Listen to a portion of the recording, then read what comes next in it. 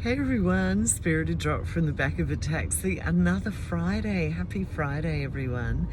And, of course, we're heading into International Women's Day, so I wanted to share my 2 cents on that. So, like many other commentators who are women, who are living their lives, doing it large, I am torn with International Women's Day because why do we need a day to celebrate women when they should be celebrated all the time? And also, everyone kind of women washes the day with their thoughts about how great women are, and then, and nothing much is changing in terms of equality, equal pay.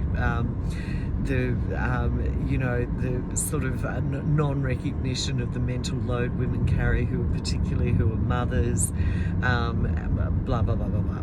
Okay, so I am a bit torn, but then at the same time, I also recognise that having a focus day with a theme does help shift the needle slowly but surely, and it does give women a pause to stop and think about, are they honouring themselves, are they honouring the other women in their lives? So totally torn. But today I went in and did my annual mammogram, which is horrific, and I think every woman, whether you're large, small, well or not, like a mammogram is just not fun, and also an ultrasound, and I've got a lot of breast cancer in my family, and so this is something that I've got to really keep an eye on, it got me thinking again, like we're heading into International Women's Day.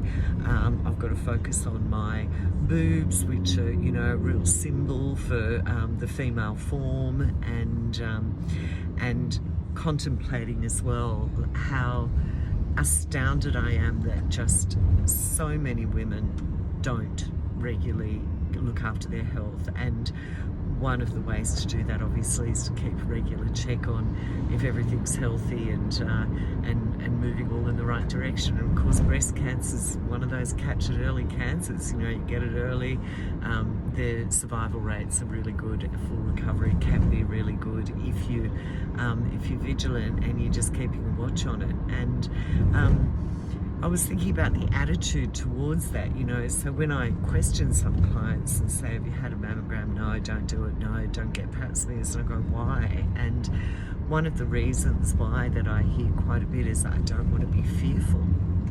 And my thinking on that is that I think you can totally adjust your attitude to, I want to be a queen of my health. I want to be a queen over my empire. I want to have clear line of sight on my health and my trajectories and my possibilities. And I want to have the largest field of choice. And the largest field of choice, which really is abundance, comes from having clear lines of sight. And so this International Women's Day, and there's a lot going on in the world, I know, and there are a lot of women in the world that are being very, very badly disempowered because of conflict and regime changes and radicalisation of men, and the list goes on and on and on. But I really feel like this International Women's Day, the most radical thing we can do is actually put ourselves first, book that massage, like tiny little things, book that massage, get the family to cook the dinner, outsource the ironing. It doesn't have to be massive things, but it's the intention of actually prioritizing ourselves. It's still in a world where you could argue women are not prioritized,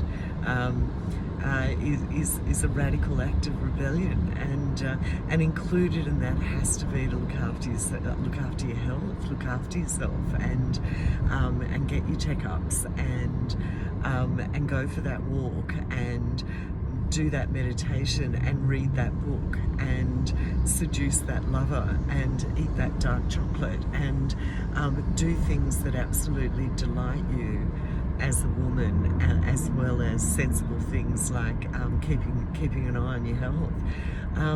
It's not a radical 2026 International Women's Day message, but I think it's an important one. How often do we actually just prioritise ourselves? So I hope that's got you thinking. I'm going to leave that with you, and you have a fabulous weekend. Okay, everyone. Bye.